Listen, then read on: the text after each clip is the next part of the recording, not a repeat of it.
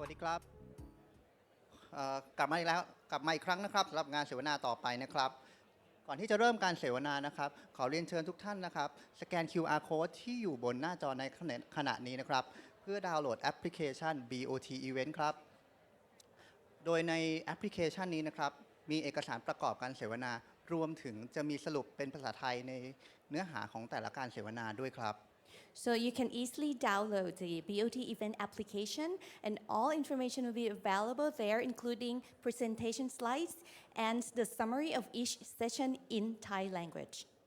และสำหรับการส่งคำถามถึงผู้เสวนานะครับสามารถทำได้ครับเพียงแค่ท่านสแกน QR code นี้นะครับเพื่อส่งคำถามถึงผู้เสวนาได้ตลอดการเสวนาเลยครับ And as well, you can send questions at all times and the moderator will see your questions online.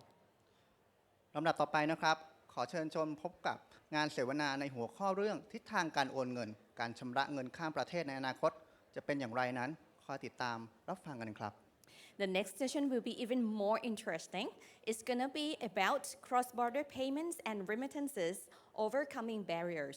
We get a great honor from the consultant of the Securities and Exchange Commissions to be our moderator today. Ladies and gentlemen, please welcome Dr. Bhumiratana.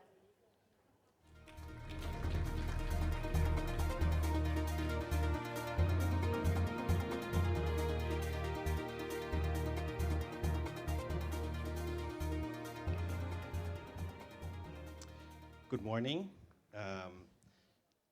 Thank you for attending this session. My name is Bhume. I'm the moderator for the second panel today.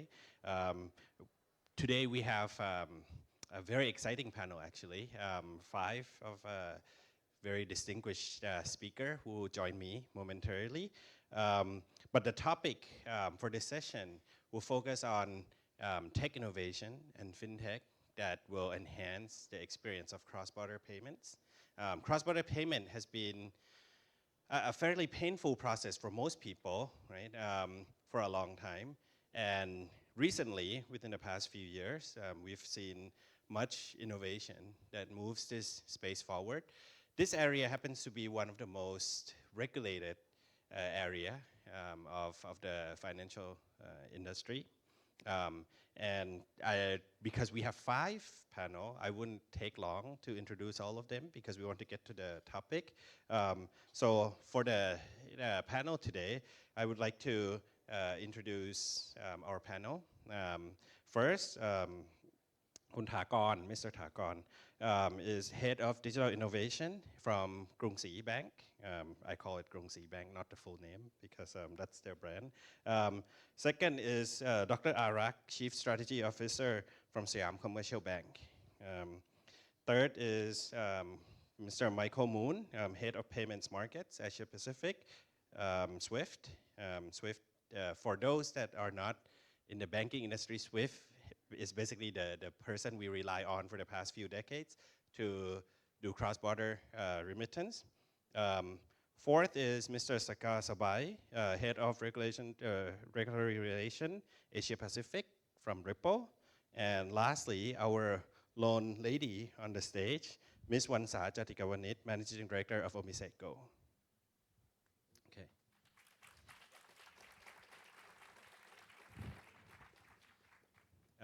Just in brief, we have 2 banks, one established player in cross-border payment industry, and 2 startup, one fairly well-known internationally now, and another born in Thailand, even though they're registered in our neighboring country, in Singapore.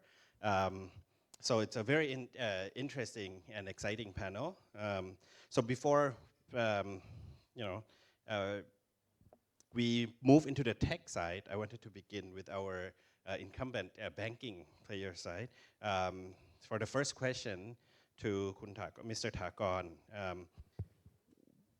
from your experience, what are the key challenges of cross-border payments, for all sorts of markets like investment and remittance and trade, especially in your experience in the CLMV market and in Asia market? What is the customer expectation of banks and how do you deal with these challenges as we move forward into the tech future? I may not explain the entire in terms of global remittance, but I have the passions about the micro. Every now and then we have to talk about micro entrepreneur, micro transaction, this and that. But I have a passion on the what I call the cross-border for migrant workers. And if you know that across the world is, I think the values is pretty much 650 billion US dollar a year. And the people who works across the world and send the money home is talking about 250 or 300 million people a year. And in the CMV alone, in particular in Thailand context, we're talking about 3 or 4 million people or migrant workers sending their monies back home. But it has been using a traditional way to send the money back home. It's not that sophisticated in terms of the technology they want to absorb. But I guess the question that you asked, what would be the problems that we cannot move ahead in terms of driving down the cost, improving efficiencies, and whether or not the technology that this guy introduced, blockchain, distributed ledgers, can this help the migrant worker? I think it's actually not requires a sophisticated technology to drive efficiency.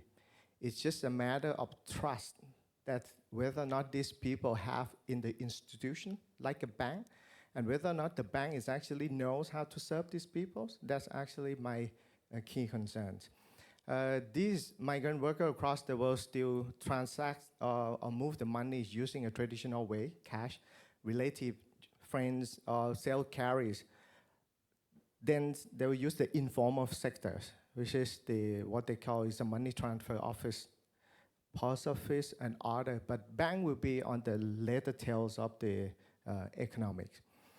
But I think in terms of the context from the Thailand, I guess when we're talking about the migrant worker from Myanmar, Cambodia, Laos, and Vietnam, and this lives across the countries and pretty much in the Bangkok Fintech, Southerns, and this other part of the country. I think we as a bank, we might not know, or perhaps we know, but we might not have a driving factor in terms of the economic to serve these people. Because when they have the money into the bank account, next day they withdraw all. So the account that the bank opened is not actually make any fee at all, however. And then you know that all the migrant workers, they withdraw the cash. And then when we want to transfer the monies, then they want to talk to someone that truly understands what they want. And then because the bank might not understand the language and might not build the protocol to easier enough for them, because the banks are still doing the full AEKYC, even difficult already to open the bank account, not to talk about to transfer the money. Then we ask a series of the questions. So I guess how to make it faster, more efficiency for this type of segment, it might not requires a lot of technology, but perhaps trying to understand, perhaps relax a little bit in terms of the regulatory, in terms of the KYC, because this transaction, to me, is a small, is not create a money laundering per se, but perhaps if we start understanding, reduce the regulation on this one, and then the banks involved in this economics, I think we will have a very good, what we call, driving truly financial inclusion for the migrant worker. Okay. Okay, thank you, Thakorn. So obviously focuses on efficiency, but also ease of regulation or a sensible regulation for the different type of transaction, especially for migrant worker, which we have a lot in Thailand, as you mentioned, 3 to 4 million.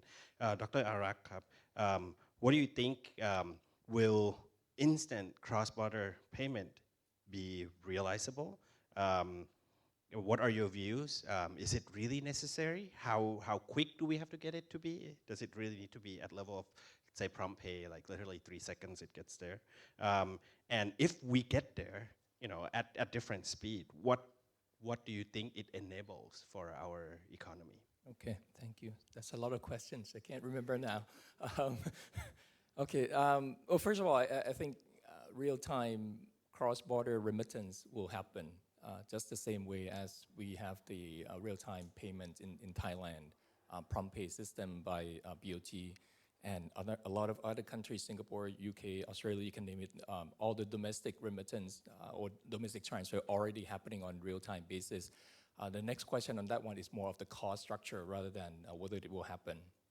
So it's conceivable a natural extension for the cross-border remittance to happen in a real-time manner, and the cost structure that's significantly cheaper than what it is today. So at least that's my belief. Already we can see a lot of trials and pilots that we have, right? SCB is also doing a pilot actually with our partner Ripple over here to do a few of that, one of the corridors, and also of course Krungsri also doing that. So we can see, right? We can see the power of technology making it happen, but yes, it's still on a limited scale at the moment. There are a lot of regulatory frameworks, there are a lot of business rules, there's a lot of understanding that need to be done, but I think it looks quite promising.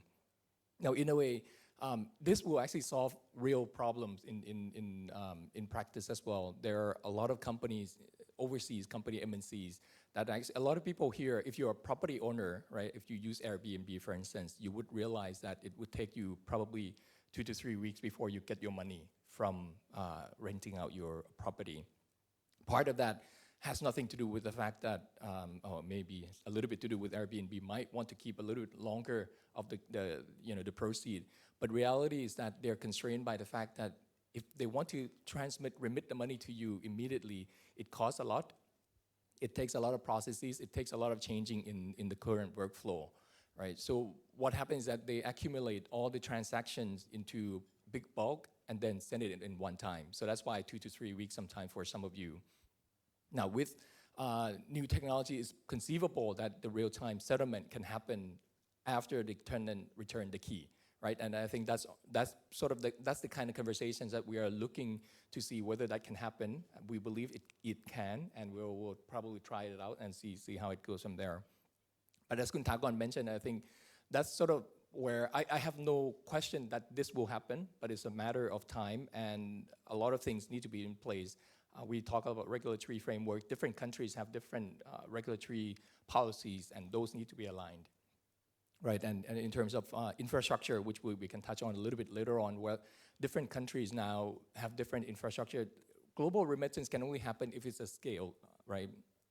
SWIFT over here has built a pretty significant scale in terms of global connectivity to do the same thing. And of course, everyone is trying to push for real-time payment. That also needs to happen. And in my mind, that would be, that pace of technology adoption would be a question mark of how fast things can happen.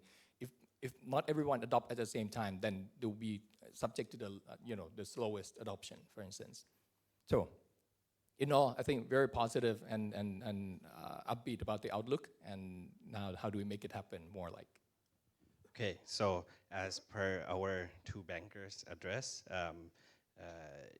real-time payment will actually increase financial inclusion and enhance various transactions. So let's get to our main player in the cross-border payment system across the world today, Mr. Michael. SWIFT is the main network that everyone relies on these days to handle cross-border remittance.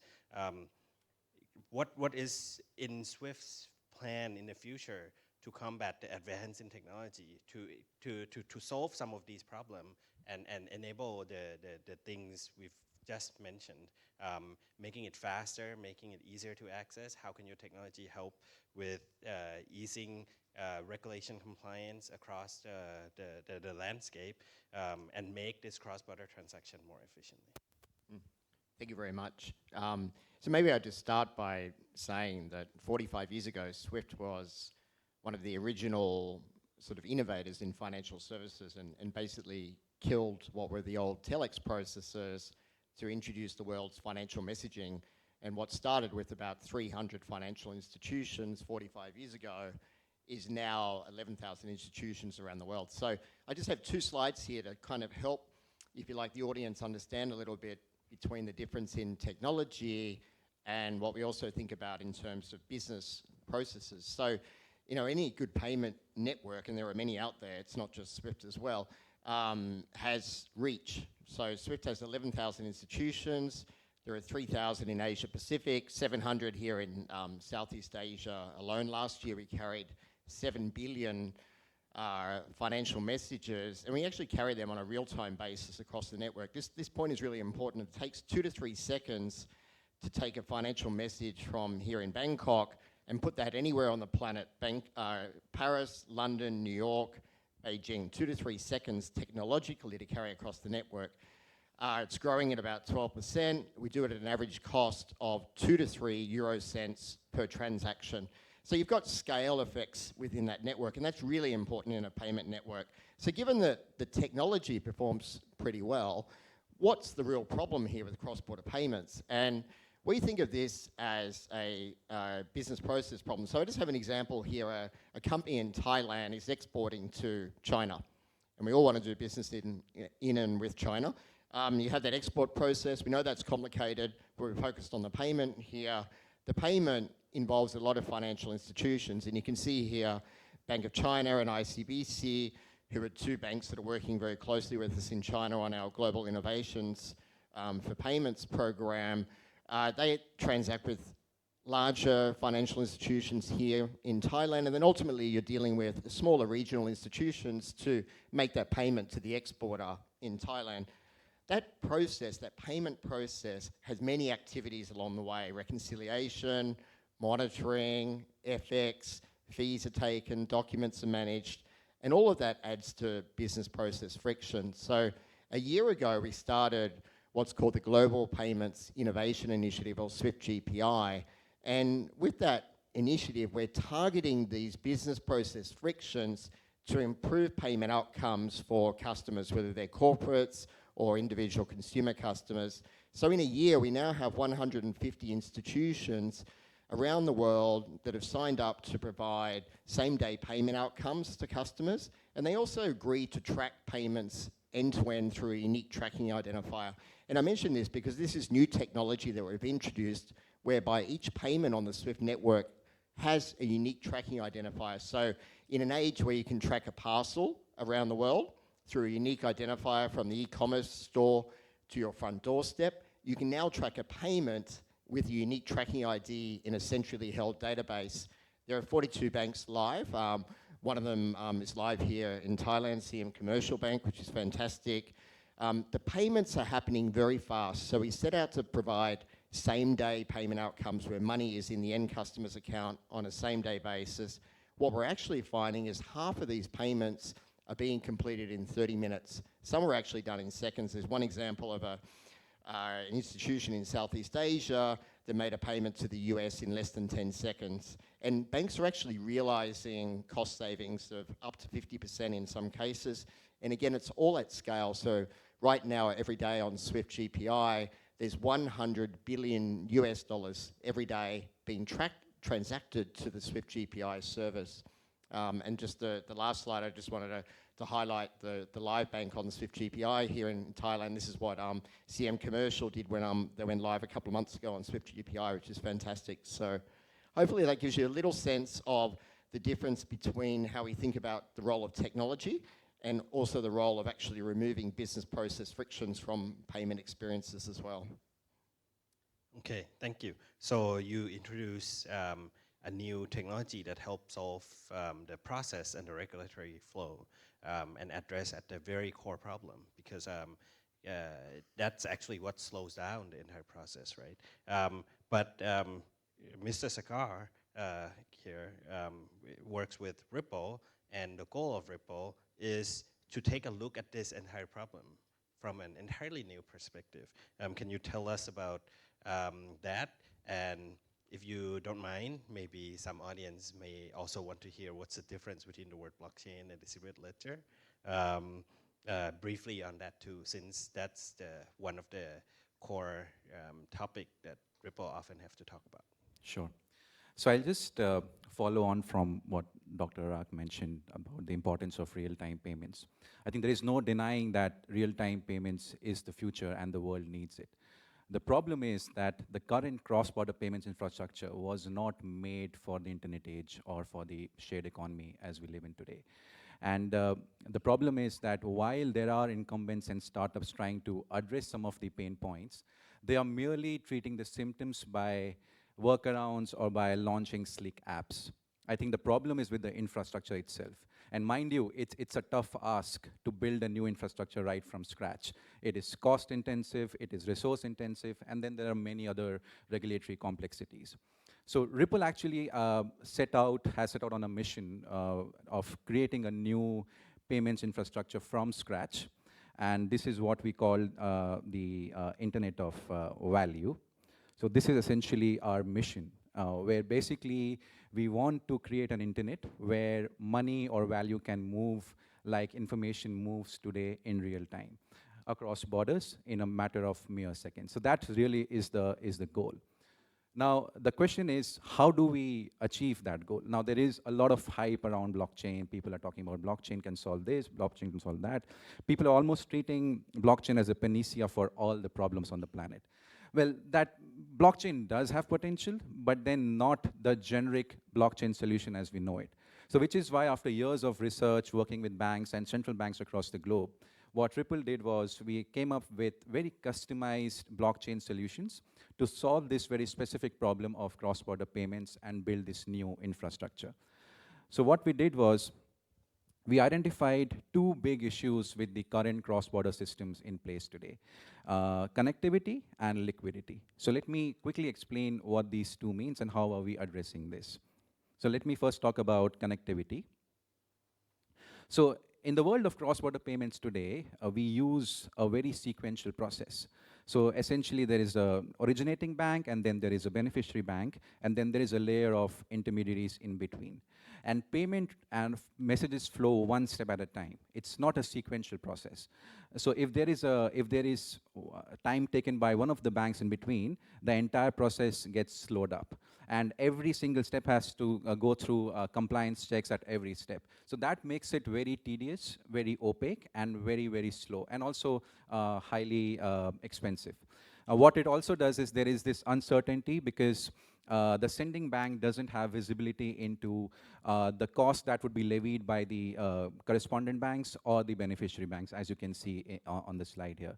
And this has macroeconomic implications. To give you a couple of examples, so there are about 47,000 Thai nationals in Japan today, and they send money back home, but it takes them 2 to 3 days to send money back home, and they don't have visibility into how much money will actually reach home. So that's one use case.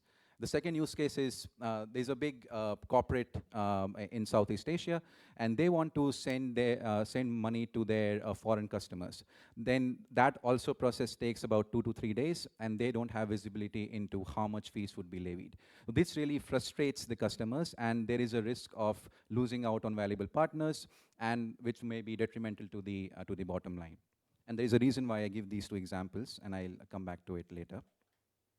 So what Ripple is trying to do is basically replace the sequential process with a synchronized and coordinated process with two building blocks. So what we have done is, underneath this, there is a two-way messaging format. So essentially, there is no one-way messaging, but two banks can talk to each other like we can talk to each other face-to-face, two-way messaging. And then on top of that, what we have done is we have built an internal settlements layer. So today there is no settlements layer in the payment process. So what we had done is we invented this new protocol called the Interledger protocol, which essentially synchronizes the debit and credit at both the banks instantaneously. Hence, the entire process takes about 3 to 5 days, including compliance checks, because it is a one-time check, and the messaging happens instantaneously. Now, the reason why I gave two examples were because those problems existed until last year. And the Thai-Japan corridor, SCB partnered with SBI Remit in Japan, and they are now using Ripple software. And the process that used to take 2 to 3 days now takes actually 4 seconds. So Thai nationals in Japan can send money back home in a mere 4 seconds. Similarly, we partnered with Krungsri Bank, and they use Ripple software to basically help this petrochemical company in Southeast Asia, pay out their customers in a matter of 3-4 seconds. So this is actually a real use case happening, so this is for all to see. The second problem is the problem with liquidity. And what I mean by that is, in today's world, we rely on pre-funding accounts. In the world of correspondent banking, we call it Nostro and Vostro accounts. So essentially, a bank A in one country has to have a pre-funded account in bank B, which basically leads to various costs. So without getting into too many details, so there is a funding cost involved, which is the highest cost, because you cannot use that liquidity which you have parked in somebody else's account. And this problem is now exaggerated because in the world of Basel III and now Basel IV, this becomes extremely costly, and a lot of international banks, big banks, are now retrenching from this space. Hence, making liquidity a big problem, especially in low liquidity corridors. So for example, if I want to send money from Thailand to Cambodia, that's a very low liquid corridor, and that becomes a problem. And we are trying to address this problem by using a digital asset called the XRP. Many of you would have heard of it. Let me point to the fact that the first solution, connectivity solution, does not use XRP, the digital asset. This is a more futuristic strategic solution. But of course, we are waiting for regulatory clarity before wider adoption on this. But the expectation is that once we have some regulatory clarity, FIs, payment providers, would start using XRP as a bridge currency and try and replace correspondent banks, Nostro Vostro accounts, making the process even faster, even quicker, and cheaper. Okay, so Ms. Vansa, Omiseko actually approached this problem from an entirely new perspective, right? With connecting various network of, my guess would be, we would call it digital tokens of value of some sort. What is this technology, and how does it address the problem that we already mentioned earlier? And especially, the question, if you could maybe also address a little bit on the regulatory issues relating to the direction that you wanted to head into. Yeah. So can I just see a show of hands how many people are familiar with Omisego? Okay. So just to give a little bit of context, Omisego is one of the 5 subsidiary company of Omise, which started off as a payment gateway company. And what we're building is what we call an OMG network, which is a public blockchain network that's looking to allow for any types of tokens to be exchanged. So that provides you a basis for making payments, right? Our focus is a little bit different from Ripple, I would say, is that we focus on microtransaction. So speed is something that's very important for us, where Ripple focuses a lot more on interbank transfer. Right. So I think that links to Kuntakon's point earlier that in Asia, there's a lot of the unbanked. And so the question or the issue that we're trying to tackle is, okay, how do I make payments to my aunt in Japan with low transaction and be able to do it frequently? Just a personal experience, like 2 days ago, I did a wire transfer to the US and it cost me $63 for a $200 transaction. If you're looking, yeah, it's crazy. But if you're looking into, a student that comes to Thailand from Myanmar and is working and wants to send $200 back home, charging them $63 is not really the most sensible thing, right? They can't afford it. So we look at it from the access point of view. And sorry, can you repeat the questions?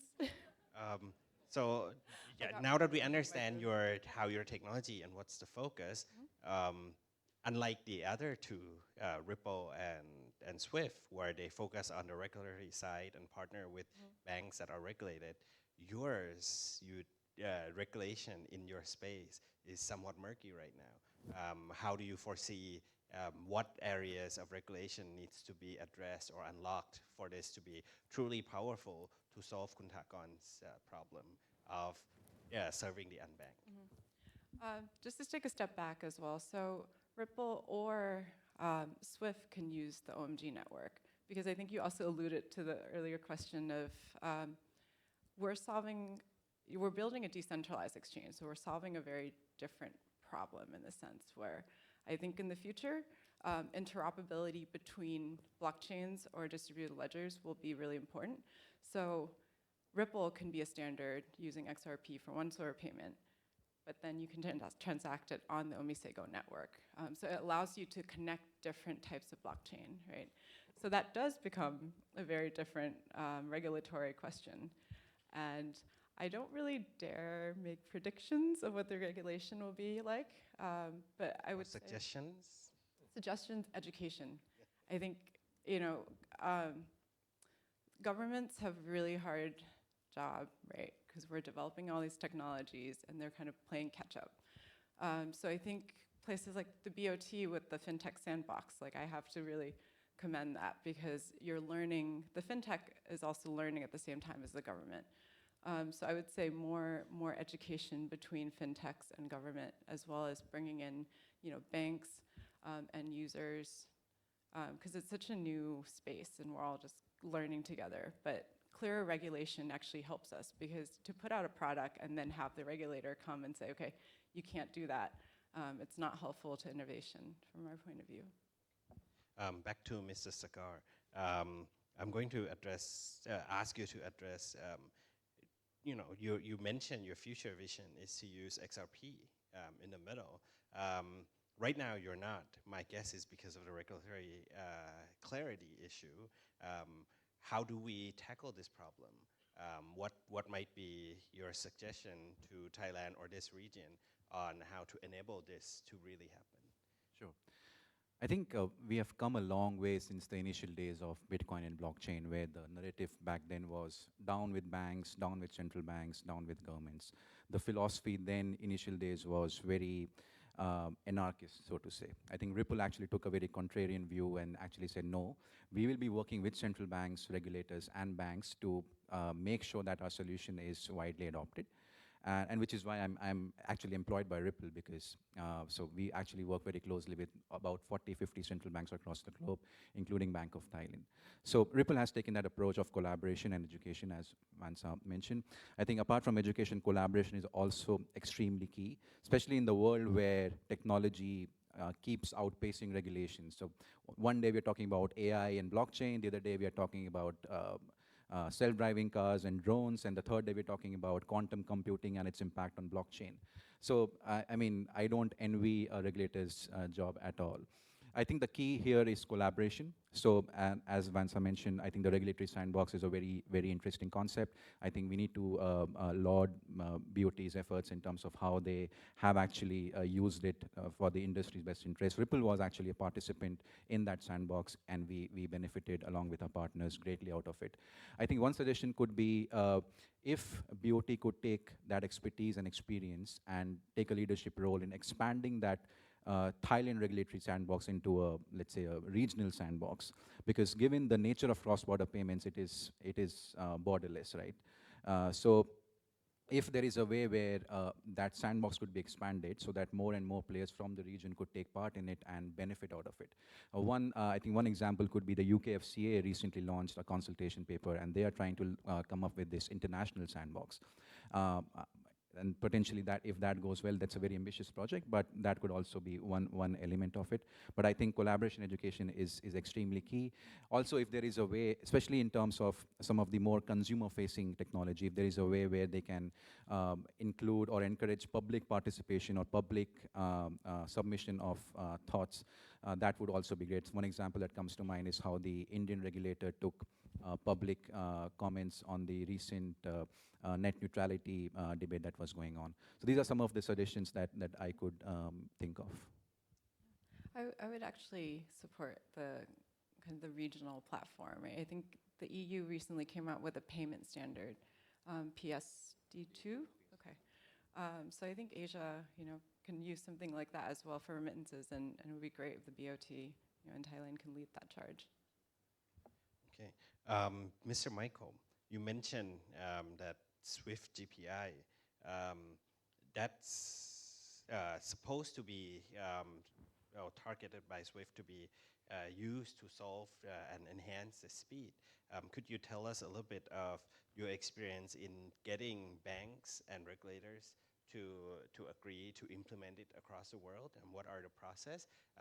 How quickly can we see this roll out? Because you mentioned so far approximately 200 banks. Getting towards 200, 150 today. 150 today. But you're talking 10,000 banks total. What's the difficulty and the challenge of rolling this out? Is it regulation? Is it just technology? What is it? So change is hard, right? And change at an industry level and at a global level is perhaps even harder as well. But we started this journey about 2.5 years ago, and a group of banks were very committed and serious about solving these problems in cross-border payments. So the feedback around payments are too slow, they're expensive, there's no information with payments, I don't know where the payment is, it can't be tracked. A group of banks said, well, we want to solve this problem.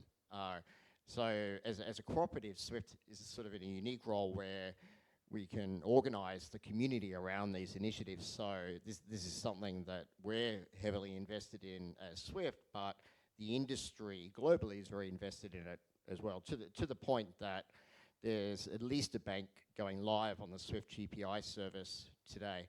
Now, there are 5 key things that happen with SWIFT GPI. So same-day payments, providing transparency to fees. So the fees are actually made transparent across the parties of the transaction. Transactions are tracked end-to-end, so they're traceable through that unique tracking identifier. There's certainty provided to the customer on when the payment arrives. So not only is it faster, but the customer knows that it happens in the same day, and feedback from end customers was speed is important, but it's also important to know when it arrives. And really importantly as well, in an information and data age, remittance information is carried with the payment payload as well. So you can carry data through there as well. So, to your question, how do you go about this change? A lot of it is actually organizing the community around having this common service level that every bank that participates in this initiative agrees to actually perform activities on the payment in the same way on a global basis.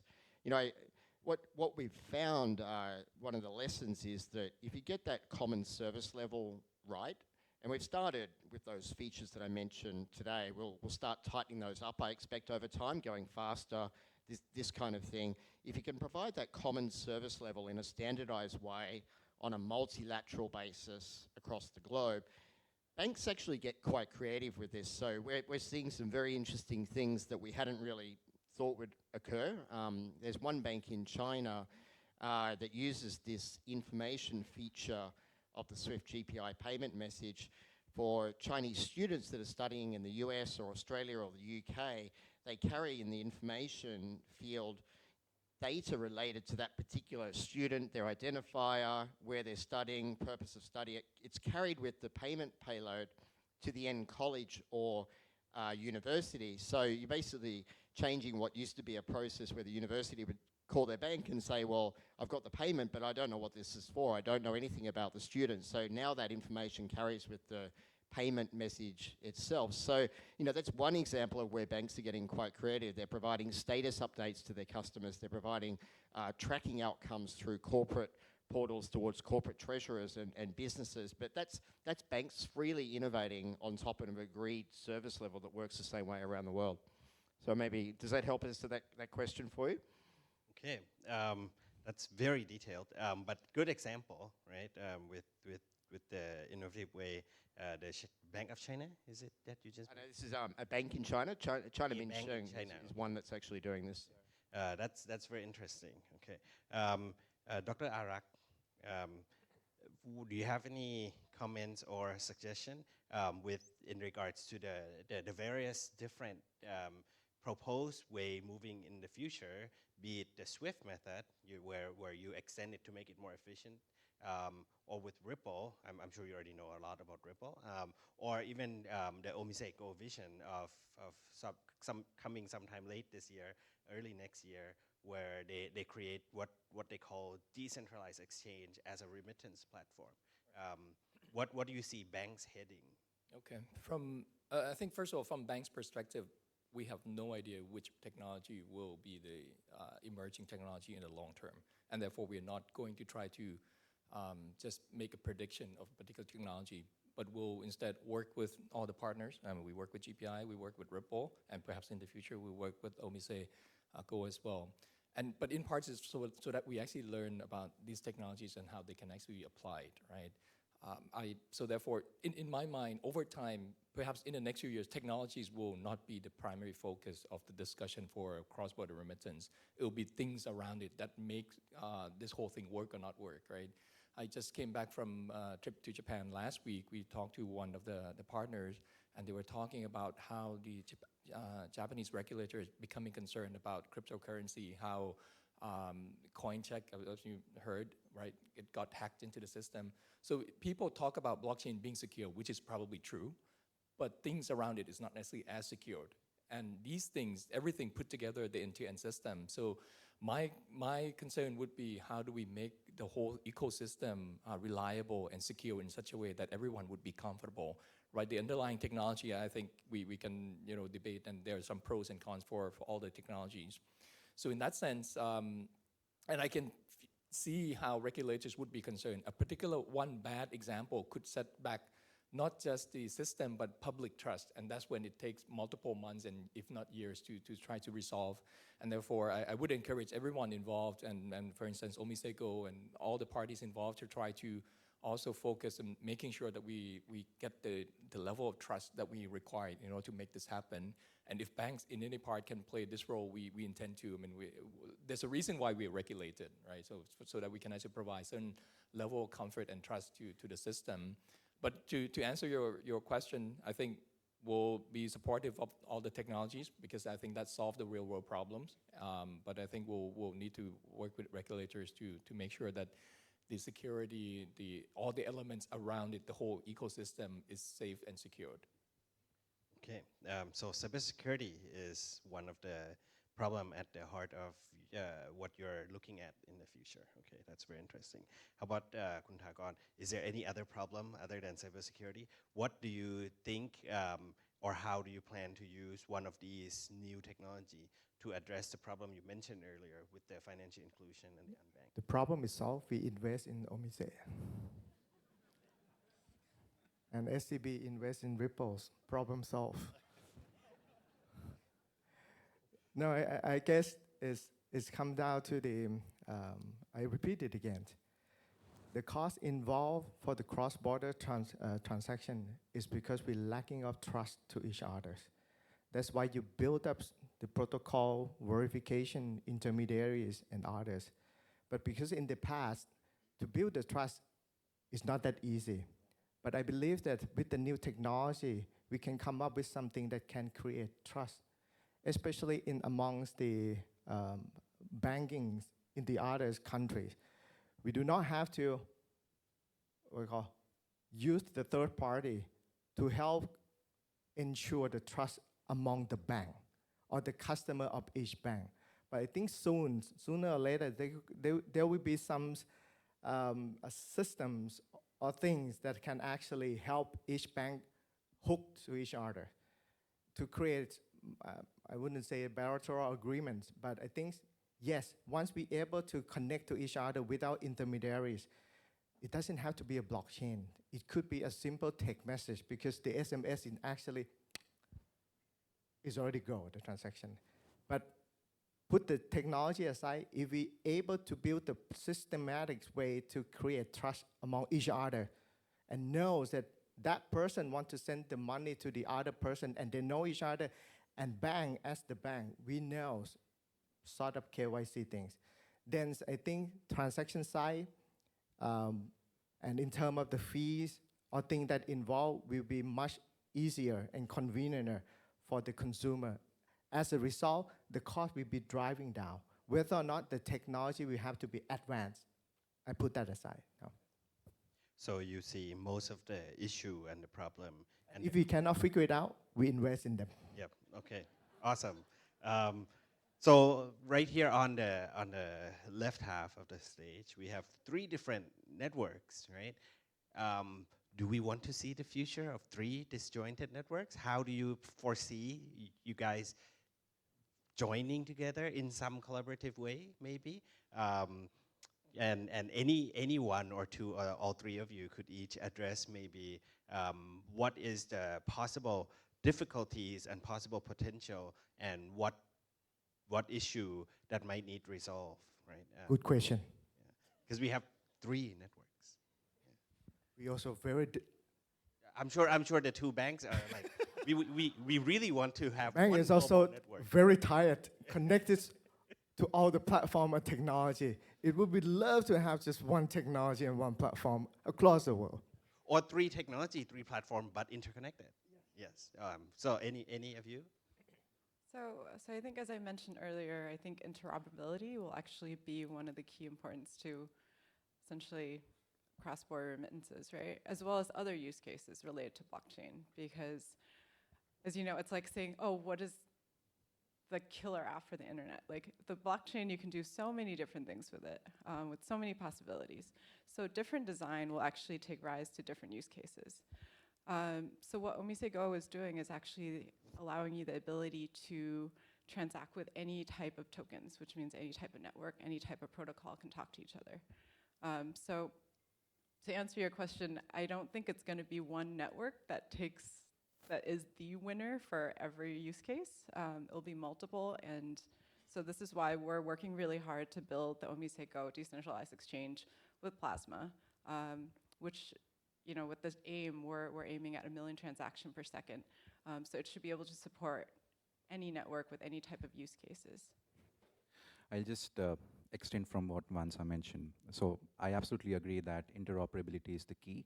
And in that regard, Ripple has created this protocol called the Interledger protocol. And it does not only just connect blockchains, but it can actually connect any ledger to any blockchain or any ledger. So I think that really is key. Our current product that we solve the connectivity problem actually uses Interledger protocol. But again, zooming out and from a very macroscopic viewpoint, I think the market opportunity to treat this whole cross-border payments issue is actually much more than sending money from one place to the other more efficiently. I think I would like to tie this up with what the Honorable Governor mentioned in the morning. I think it actually touches all the 3 points he spoke about. So productivity, immunity, inclusivity. And I'm very confident that in the next 4 to 5 years, we will actually see the creation of this Internet of Value, which will basically improve financial inclusion, lower barriers to commerce, and connect people in different parts of the world. So I think, and to your point, there is definitely room for more than one player. I think if we can all collaborate and work on a common goal with these underlying protocols connecting different ledgers or different networks or different blockchains, I think that really is the future. Thank you. There's room for plenty of networks, and payments is such a rich value chain. There are so many challenges and problems to solve. As I mentioned earlier, the problem is less in the technology itself. There'll be many sort of technologies over time, and companies will adopt new technologies to solve new sort of technical challenges that they have. But getting coherence and common understanding around the core business processes that need to be solved, need to be harmonized, need to be interoperable, need to be standardized is one of the things that I think is most important. So if you take financial messaging standards here in Thailand, you have at least 3, probably a few more different financial messaging standards happening in your payments every day. It's a bit like when I catch the subway from, say, Sukhumvit, I use a little token, put it in the machine, or I ride the BTR and I can tap and pay on a card. Those 2 systems are not standardized, and at least to my experience, are not interoperable. But you have card payment standards, right? The 8583. You have a new standard, the ISO 20022 standard, which is a very internet-ready and digital age standard. Lots of information, XML oriented. You have traditional Swift fin-based messaging, and you'll have a lot of other proprietary messaging as well. So, you know, you kind of one of the big things this industry can do here in Thailand and regionally and globally, as well as to kind of standardize around common messaging standards, because then regardless of the institution you use, the network you use, it's all talking the same language. So that kind of payload of data and the standardization of that is really important as well, particularly domestically here in Thailand. So, Can I share my view on this one? I think there will be a winner takes all in this case. It doesn't make sense for I guess the market, the world, to actually have multiple platforms for this to happen. And by that I mean, we don't know which one will win out, but the ones that actually solved the problems ultimately will win out. For instance, I would challenge Ripple that unless and until you guys build a comprehensive global network, it will be difficult for people to scale up. And it's the same thing for Swift, where if there's still some issues and concerns, if you can't address them all properly, there will be the likes of disruptors coming in. So in that sense, the world doesn't care which system they use. They just want the money from A to B. So whoever that provides that, I think will win out. Just the same way as when we migrate from the old generation phone to the current iOS or Android, right? So there are those things that I believe in the end we'll only see maybe one or two very specialized, one global and one maybe perhaps very specialized platform to solve the problems that we are doing today. I don't see having 10 systems and people just hope that they will work across different systems. It's the same way internet today. There's only one HTTP protocol and the rest is more of adaptation. That's actually touches on the question I was about to ask you next, Dr. Arak, which I will continue right away. You mentioned earlier there's a couple problems that needs to be addressed, right? One is the scale, one is the cybersecurity, one is the speed. What are key success factors to enable this and for a bank like yours to carry it on to build services for the retail and the SME and the corporate sectors? Are those three the only? Because if those three, then it's their problem. Are there problem on your side or on regulator side that also needs to solve that enable this cross-border to be even more seamless? So I get back to the point around ecosystem. Right now, we only talk a particular, kind of point to point from bank A to bank B, but there are actually many things around it. That's the one that I'm less concerned about having to get from A to B, but things that need to be in place, things to be involved in there, I don't think is well thought through yet, right? Ripple will probably make an argument around having some sort of exchange to provide liquidity. Those exchanges, nobody talk about how to regulate and how do players get involved in that, and that's part of ecosystem to be. And this ecosystem is probably phase 2 of fixing things, and before we need to identify all the key components, and once we do that, I think regulators would actually have a difficult job ahead to sort this out, because without this is going to be regulated business no matter what, because it deals with money, right? And I think I can feel for the regulators who try to come up with policies that kind of work. In country is already difficult, and now you have to deal with multiple countries. How do you make that happen? So I would say that the key important thing is to have a very transparent and clear dialogue between banks, regulators, and the technology provider or the infrastructure provider to solve this. And there will be some element of unknown, and how do we deal with those unknown or those risks in such a way that it doesn't, we can't have perfection before we do something. I think that's in our bank we kind of come to that conclusion that if we try to do something, after we figure out how to do it, it's probably too late. It's probably more difficult for regulators to adopt kind of similar thinking, but maybe some learning or some elements of that could be helpful, because otherwise I think we'll, in a way, I think Thailand, especially the past year with the sandbox and everything, a lot of countries look to our way of regulating things as pretty progressive, right? We are at when we go to overseas, right? There will be some partners come and talk to us. In parts is because we have a relatively robust regulatory framework. But I think there's only so much time that we have, right, before people start to catch up. So it will be a challenge. It will be a question. It's for the country. I think all of us will need to somehow come together and try to push and make this happen. Okay, Mr. Thakorn,ครับ all that we talk about so far are from financial industry perspective, where banks are the main touch point with the consumer. But the world is shifting a little bit, right? Now we see social media company like Facebook and Line also moving into this remittance space. They're by nature global. How do you see them disrupt you and all of you? But I ask you to answer this question as a representative for the rest, because we're running out of time. And how do the incumbent financial industry work with these tech company? Obviously, on the back end, they use some of your services. But if they took over all the front end, you know, what value chain is that? It's actually to connect with the, what Dr. Arak just explains, the winner take all. But if you look into the countries that remit outward the most in the world, US, the receiving side is actually India. India, China, Mexico, Philippines is the receiving side. But when you connect it, who sent out the most, who received the most, and you see all these are the big one.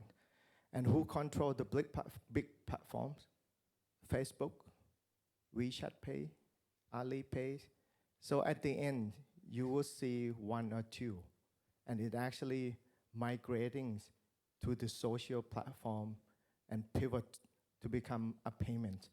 So yes, we start seeing this platform, Facebook, WeChat Pays, Instagrams, and other move into the payment because they know that people around the world already use their platform some way, somehow. And in Thailand, for example, we on the internet almost 6-7 hours a day, pretty much on the social media.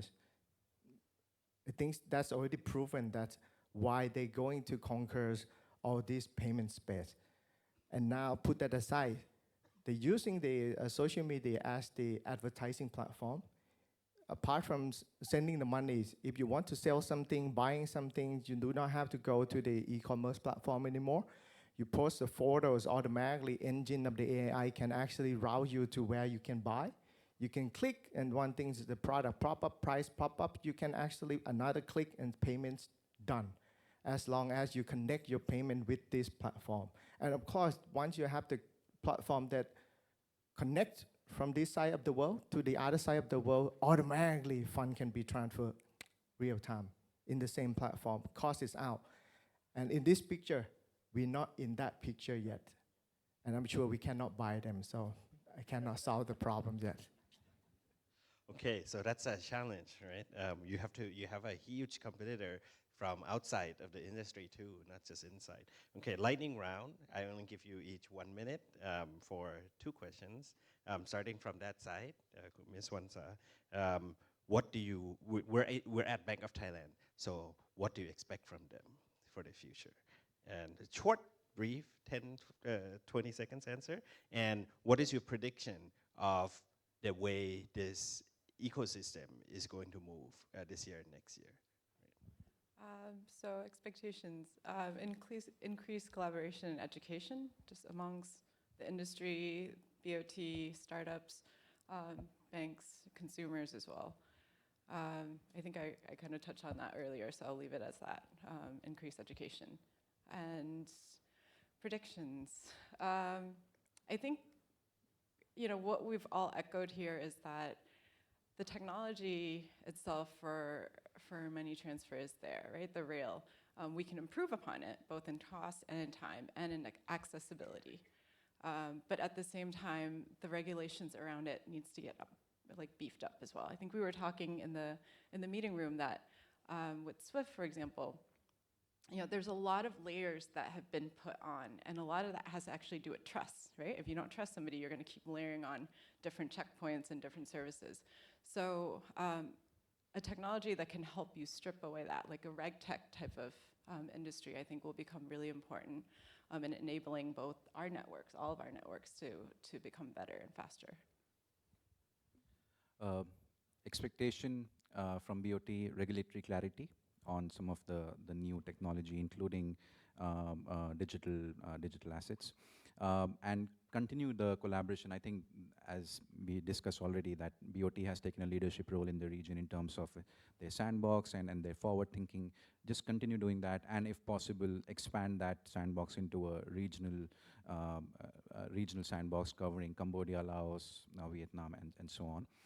Prediction, I think I am very positive that 2018 will be the year where at a global level, at a G20 level, countries will come together and come up with a global guideline for digital assets and virtual currencies. And I think that is when you will see digital assets like XRP competing with the correspondent banking system, especially here in emerging markets and low liquid corridors. I think that is when we'll start seeing the real value add of digital tokens coming in. I also predict that in the next 5 years, we will actually see an internet of value being developed, and real-time cross-border payments would actually become a reality, both for micropayments and also for multi-million-dollar distributions. From Bank of Thailand perspective, I think I would say if you're in payments policy these days and you're working at a central bank, it's a pretty tough place. There are a lot of things to work through, so not an easy job at a central bank, and particularly in payments policy. So you know, being open, transparent, talking, teaching, educating, and I see all of these things happening in Thailand, by the way.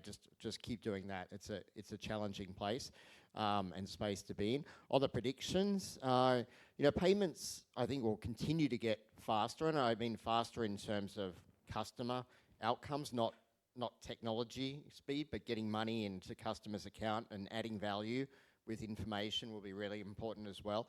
But the speed won't happen at the cost of failing to deal with compliance or managing regulation or lapsing on security. So speeding up, but dealing with all of these things. So, you know, I echo what Vansa said. If you're a young, energetic fintech firm here that has great ideas on how to kind of strip out these frictions within the industry, put yourself at those problems, right? There are a lot of challenges that will need to continually be solved as well.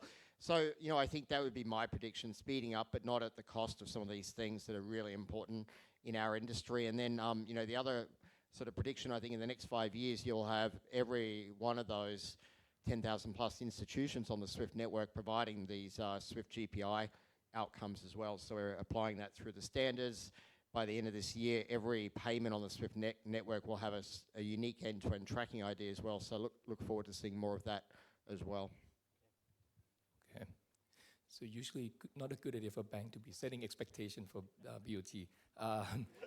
Yeah. Okay. But It's okay. since you asked, Do it. no. It's probably collaboration, clarity, and speed. I think, and speed for us in the digital world is probably important.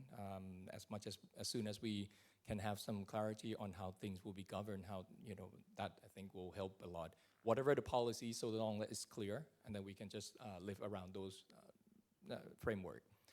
My prediction in, let's say, 5 years' time, if we have a panel like this, cross-border remittance will not be a topic, because it will have been solved by then, and it will be as simple as sending text overseas. Okay, awesome. Thakorn,ครับ. You already said what I want to say. So you request more. Yes. You can say other things to Bank of Thailand and fill the entire minute. So I guess I have a passion about the cross-border, in particular on this region, CRMV. And the more we study, it's actually nailed down to, because again, one of the regulations is about the onboarding all these migrant workers. It's just too much on this one. And because we're afraid that they're going to use this money to laundry, what we call money laundry. But in fact, the transaction size is so small. And the frequency of the transfer is just, let's say, a few times a year. And I don't see in my radar, I'm repeat again, not the Bank of Thailand radar. There's no way this transaction will be money laundering. But because of the way we built it to create the trust, it's just asking a lot of questions, asking a lot of this, document this and that. And you're talking about the migrant workers that I'm not sure whether are they registered or not. Half of them might not register, meaning that they might not have any document with them at all. But again, then we're forcing them because you are not part of the system. You cannot transfer the money. You have to use the informal way, which is high cost and less efficiency. But the point is that if we can segregate the transaction between the commercial and the retail is for a micro one, which is we can have the way that we can help these people to transfer money back homes for their families and relatives to use and other things to improve their wealth in their hometown. I think if each regulator in each country can look into whether or not we can relax in a certain part of the KYC, that's going to help a lot on this sense. I hope I didn't ask much on this. That's a lot of homework for Bank of Thailand, I'm sure. I have several questions from the floor. A few of them, such as recent attack at Bangladesh Central Bank, blah, blah, blah, in terms of, cybersecurity. I think it would take too long to answer in a few minutes. So, but there's a few other questions we already addressed. For example, how does Ripple handle flow of fund in real time? You already addressed that. But there's one question that I'm going to ask any of you to answer if you're interested in this question, because this is a question of the age right now. It involves cryptocurrency and peer-to-peer, right? And this question involves both sides. Is there any hope of future non-cryptocurrency based peer-to-peer remittance system? And for the cryptocurrency side, what do you think? The price fluctuates so much, especially right now, it's down so far. This is said to be one of the biggest obstacles for it to be used as a real remittance system. What do you expect from this ecosystem before it can actually be used to solve the problem we're talking about today? As the banker, we both cannot involve with this one. Okay. So for the second question, I guess these two can't answer because Bank of Thailand forbid them. But the first question you can, right? And for the other side. I'll take a stab at it. I think, as I said earlier, we have come a long way since the early days of Bitcoin. I think the use case of using cryptocurrency as a replacement for fiat currency is already gone out of the window. I don't see cryptocurrencies replacing fiat currency. What I do see is crypto tokens, and I purposely use the word tokens, like XRP, being used as a medium to facilitate an easy and efficient transfer of fiat currency. In terms of your questions on if there is a different mechanism, non-crypto mechanism, maybe I'm not the right person to answer that, but I'm very confident that digital tokens can be used to easily and efficiently transfer fiat from one country to the other. So to add to that, there's actually a lot of research that's going into the idea of stablecoin. So being able to peg, US dollars or Thai baht to a certain number of tokens and being able to transact. So I think a lot more research will happen, but in order to make cryptocurrency, spendable, right? Like if there's speculation involved in it, most people are not going to want to spend. So how do you actually manage that? How do you design tokens around it so you remove speculation? I think that's... Just very quickly on stablecoin, I think the challenge with stablecoin is that it's not really an asset. End of the day, it's still backed by an underlying. So it becomes a liability, and that creates a lot of complications when you're talking P2P. So I think the key here is an asset and not a liability going forward. That's what I would comment. Okay, so to close us out, since we're out of time, and in fact, I'm 1 minute over time, and I'm between you and your lunch, so that's not a safe place to be. I'd like to thank all of our panel, and hopefully what Dr. Arak said will be true. In a few years, we won't need to have this panel anymore, because all of us will be able to send money all around the world as easy as sending email or SMS, like Kun Thakorn said. The problem may not actually lies only in technology, but regulation also. So that, I think, is a common regulation and also ecosystem and the readiness of the environment and the ecosystem to solve this problem together. So I think that's the common reflection out of this panel. in summary, thank you all 5 panelists, and hopefully you guys have a good lunch.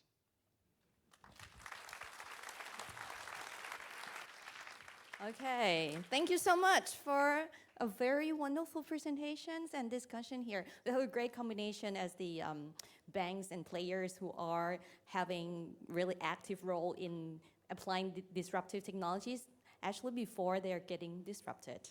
All right, so next I would like to ask for your kind cooperation to let us know how you feel about the overall events here by scanning the QR code to give us in the survey. ครับขอกราบขอบพระคุณท่านผู้ร่วมเสวนาทุกท่านอีกครั้งนะครับลำดับต่อไปครับขอเชิญทุกท่านร่วมตอบแบบสอบถามนะครับง่ายๆครับเพียงแค่สแกน QR code ที่ขึ้นอยู่บนหน้าจอในขณะนี้ครับทุกๆคำแนะนำนะครับเป็นกำลังใจของพวกเราครับและในช่วงบ่ายนะครับก่อนที่พวกท่านจะทักรับประทานอาหารกลางวันนะครับในช่วงบ่ายครับเรามีงานเสวนาเพิ่มในอีก2เวทีครับโดยเวทีแรกเรื่องภัยทางไซเบอร์ครับบริเวณชั้น2นะครับแล้วอีกเวทีหนึ่งคือส่วนของทางเทคโนโลยีครับที่อยู่ในบริเวณชั้น1ซึ่งจะเริ่มทางบ่ายโมงครึ่งทั้ง2เวทีครับเดี๋ยวก่อนนะครับในเวทีนี้ยังคงมีงานเสวนาที่น่าสนใจครับต่อไปในบริเวณนี้แล้วก็จะกลับมาอีกครั้งในเวลาบ่าย2โมงตรงครับ So not only the main conference hall here, we also are having more sessions in the technological talk area, and also cybersecurity will start in the afternoon. So let's have a break for lunch. We have lunch available on the first and second floor, and we'll get back again here at 2 o'clock in the afternoon. ครับลำดับต่อไปนะครับขอเชิญทุกท่านพักรับประทานอาหารกลางวันนะครับบริเวณชั้น1และชั้น2กลับมาพบกันอีกครั้งนะครับเวลาบ่าย2โมงตรงครับ Bon appetit สวัสดีค่ะ